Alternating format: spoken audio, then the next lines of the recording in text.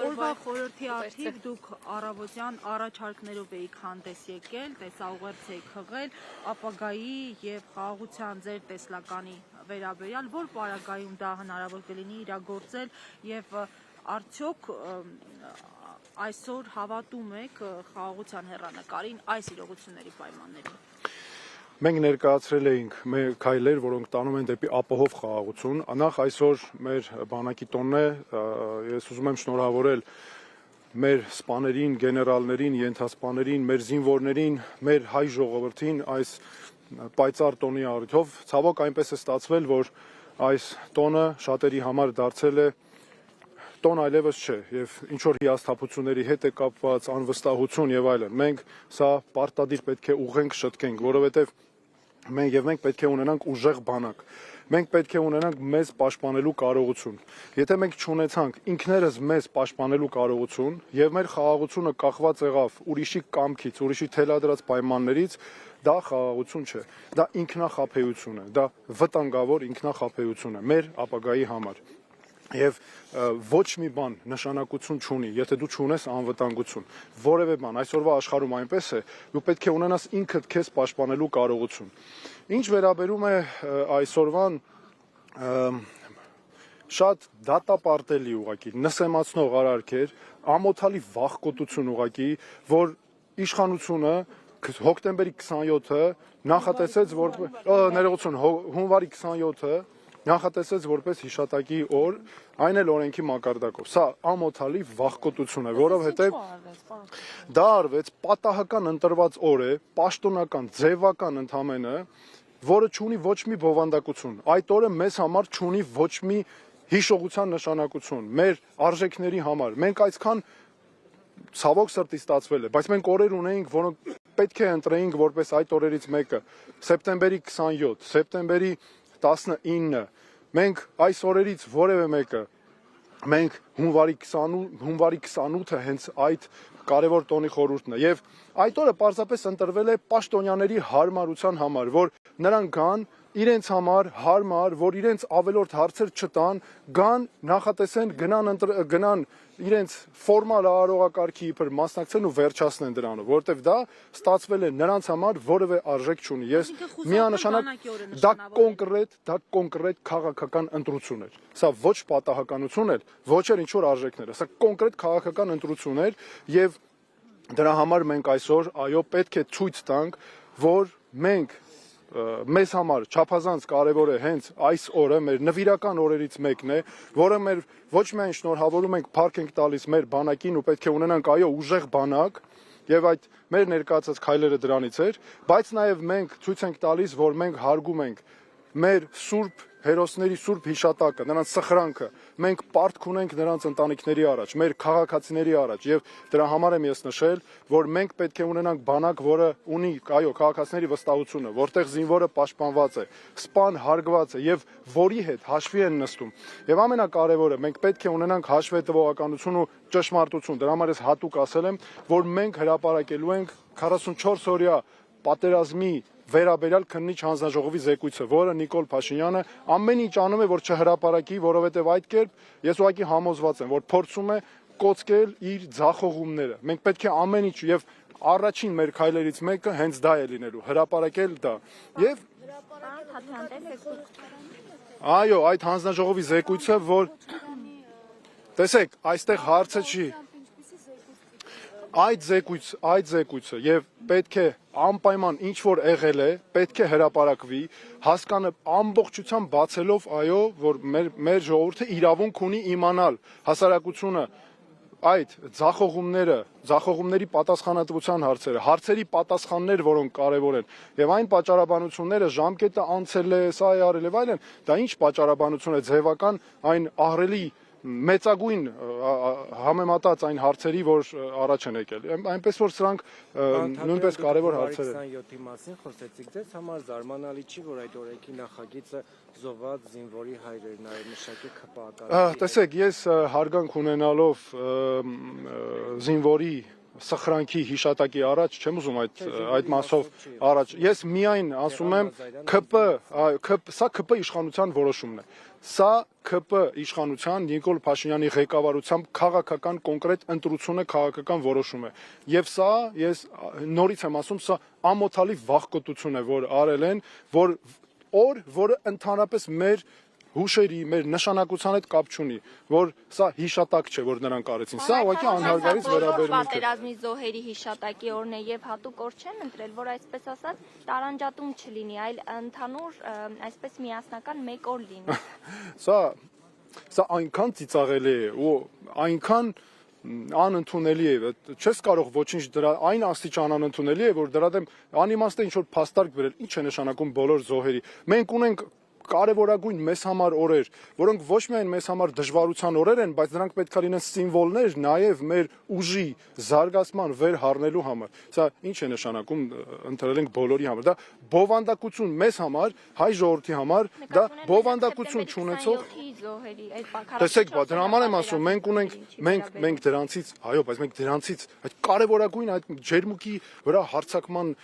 օրը ունենք սեպտեմբերի 12-ը, 13-ը, մենք ունենք սեպտեմբերի 19-ը, սեպտեմբերի 27-ը, հələ տեսեք, բայց այս օրերը բոլորը այս իշխանության օրոք են եղել, չէ՞։ Այդ օրերը դարձել են մեզ համար ցավի օրեր, այս իշխանության օրոք։ Հիմա փոխանակ վերցնենք մենք հիշատակի օր դարձնենք մեր վեր հառնելու բոլորը չէ դրանցից մեկը դրանցից բոլոր օրերը կարող ենք այո յուրովի մենք արժևորել ժողովուրդ ջան ոչ թե բանակի ծննդյան նախօրյակ Նե մենք պետք է արժևորենք այդ օրերը ժողովուրդ ջան մենք պետք է հասկանանք որ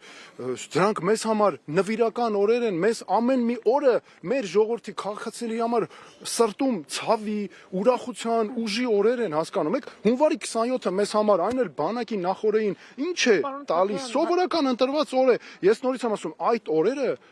առաջ են եկել այս իշխանության օրոք դրա համար ինձ սկզբում հարց տրվեց թե ինչպես է դա հնարավոր անել բացառապես այս ընտրություններում նոր վարչապետ ընտրելու միջոցով ես այսօր նվիրական օր է մեզ համար այս մասով այսքանը կասեմ բայց նաև կասեմ հետեւյալը որ բնականաբար այս գործող վարչապետի ղեկավարությամբ այս իշխանության օրոք հնարավոր չէ այդ խնդիրը ապահովել ապահով խաղաղություն դա հնարավոր չէ ապահովել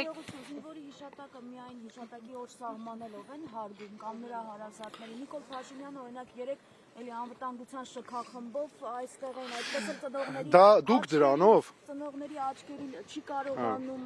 նայել ավելին ծնողների ազատ տեղաշարժն են եռաբլուրում սահմանափակում այդպես են անի դուք դրանով ապացուցեցիք իմ ասածը ես ասում եմ այո դա տեսեք պատահական ընտրված օր է բայց հատուկ քաղաքական ընտրություն է պաշտոնյաների հարմարության համար որ նրանք իրենց համար գան ֆորմալ իբր պարտականությունը անեն այստեղ թողեն գնան դա ավելի մեծ անհարգալից վերաբերմունք է այո դուք ճիշտ նշեցիք որպեսի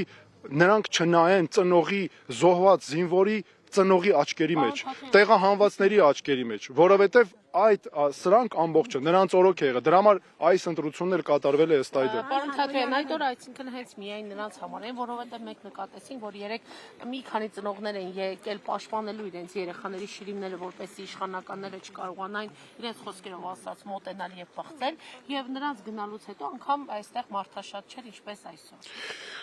տեսեք այո բայց ծնողները ինքներդ եք ասում ինչու էին եկել չէ եւ պաշտոնյաների դա բնորոշումը շատ པարզ է ժողովուրդ ջան դա պաշտոնյաների հարմարության համար որ նրանց ավելորդ պատասխաններ չտան այստեղից էլ բխում է ինչ որ նրանց համար այս օրերը չեն հետաքրքիր այլ քաղաքական շահը ինչպես կոծկել խնդիր չառաջանա ինչպես իրենց սխալները կոծկել սրանք կարևորագույն բանալիներն են որ մենք պետք է տեսնենք նրանց վարքագծի մեջ Այսինքն դուք էլ եք կարծում որ այս քայլը Արցախի հարցը կամ ընդհանրապես Արցախի վերաբերյալ որևէ դրվագ մոռացության տալու համար է ինչպես որ քննադատում այս իշխանությունը պատերազմ է հայտարարել մեր պատմության դեմ Դրա համար եմ ասում, առաջին քայլերից մեկը պետք է լինի մեր պատմության դեմ պատերազմի էջը փակելը։ Մեր պատմության մենք որպես հզոր ժողովուրդ,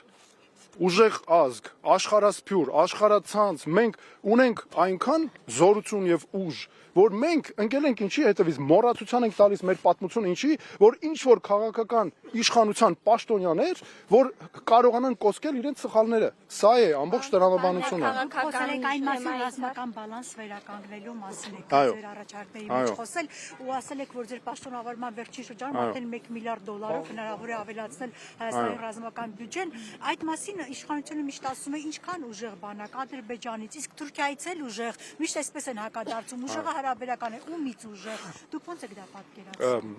Շատ կարևոր հարց է, շնորհակալություն։ Նախ առաջինը հստակ նշել եմ եւ դա պրոֆեսիոնալ հաշվարկների ու պրոֆեսիոնալ մոտեցումների արդյունք է, որ մեր պաշտոնավարման առաջին տարվա ավարտին անմիջապես օրենսդրությունը միջև ավարտը նախ պետք է օրենսդրությունը փոխվի, օրենքի մակարդակով ամրագրվի, որ բանակի ֆինանսավորումը չի կարող հնայի 88%-ից ցածր լինել։ 1. Երկրորդը, սա նշանակում է, որ այդ հաջորդ առաջին պաշտոնավարմանը հաջորդող տարվա բյուջեով $1 միլիարդ ավել է լինելու, քան այսօրվա համեմատ կա։ Երկրորդը, պաշտոնավարման առաջին ժամկետի ավարտին, այո, մենք արդեն խոսում ենք հավասարակշռության մասին։ Գիտեք, իսկ այդ որ տենց ասում են, այս մեկը մեզանից ուժեղ է, այն մեկը ուժեղ է, այսինքն չհասկացա, որևէ մեկը կարող է ասել, որ մենք ուժեղ չպետք է լինենք, բայց եթե մենք ուժեղ չպետք է լինենք, մեզ անընդհատ պետք է պարտադրենք հույս ունենալով, որ այս մեկի բարի կամքն է, վայ, մեզ գնանք էլ ինչ անենք նրա հետ, էլ ոնց գցնենք, ինչ անենք, որ մեզ հանգարց մեր թույլ տա ներքին քաղաքական հարցերում խաղաղությունից խոսենք, բայց իրականում չկա դա, այդ պատրանքային վտանգն է իրականում թևածում։ Ինչ որ մեկը կարող է ասել, որ մենք չպետք է ուժեղ լինենք, մենք չպետք է ունենանք կարողություն ինքներս մեզ պաշտպանելու, որտեղ է գրված, այո, մենք պետք է լինենք ուժեղ, մենք պետք է կարողանանք ձեռք բերենք հուսալի կարողություն ինքներս մեզ պաշտպանելու։ Եվ նորից եմ ասում, խոսքը վերաբերում է մեր պաշտպանությանը, եւ դա միայն սպառազինությունը չէ, դա ռազմաարդյունաբերությունն է։ Մենք օրինակ հայտարարել ենք, որ սպառազինությունը պետք է նաեւ լինի տնտեսության ճյուղ։ Սա շատ կարեւոր է, ներողություն սպառազինությունը, այլ ռազմաարդյունաբերական համալիրը։ Մենք պետք է ժամանակակից տեխնոլոգիաներով շարժվենք։ Ես ինչի եմ ասում, որ մենք պետք է շարունակենք մեր հարաբերությունները այն աշխարհի երկրների հետ, օրինակ Ամերիկայի Միացյալ Նահանգները, որտեղ ինովատիվ զարգացումներ կան,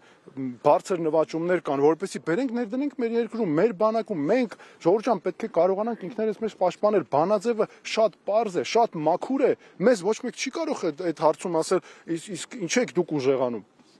Անդրադառնալով, քանի որ նշեցիք, ես փոփոխություններին կարող ենք հասնել նոր վարչապետի միջոցով, դուք ևս վարչապետի տեխնատու եք, ավելի հստակ եթե փորձենք խոսել, եթե դուք լինեիք վարչապետ, բանակի բարելավման ուղղված ինչ քայլեր։ Ես տեսեք, այսօր չեմ ուզում խոսքս այսպես քաղաքական երանգներով լինի այն իմաստով, որ հանկարծ որևէ շարժման բան ինչ որ մեկը չփորձի տեսնել կամ չկարողանա տեսնել չլինի։ Ես հստակ ասում եմ, այն 4 քայլերը, որ մենք հրապարակել ենք, դրանք մեր բանակը ուժեղացնելու, մեր երկիրը, մեր խաղաղությունը ապահովելու ճանապարհն է, որը քիչ առաջ ուղղակի ամբողջը ներկայացրի։ Պարոն Թաթյան,